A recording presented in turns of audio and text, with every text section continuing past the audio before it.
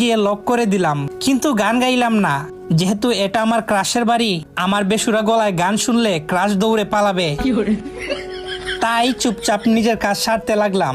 কিন্তু কিছুক্ষণ পরেই আমি বুঝতে পারি যে কেন তারা বাথরুমে এসে গান শুরু করে দেয়। বাথরুমে আমার কাজ করার সময় এমন এক কাণ্ড ঘটলো, যেটার পরে লজ্জায় আমার ইচ্ছে করছে কমেটের ভিতরে মুখ লুকিয়ে বসে থাকি।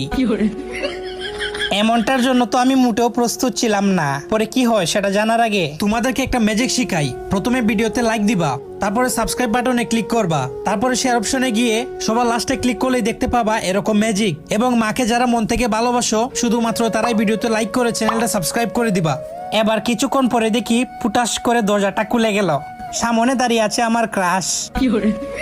সে হা করে তাকিয়ে আছে আমার দিকে, মনে হয় ভূত দেখে ফেলছে। এই বুঝি মাথা ঘুরিয়ে পড়ে যাবে। এতক্ষণে বুঝলাম এরা বাথরুমে গিয়ে কেন গান করে। আসলে বাথরুমের দরজা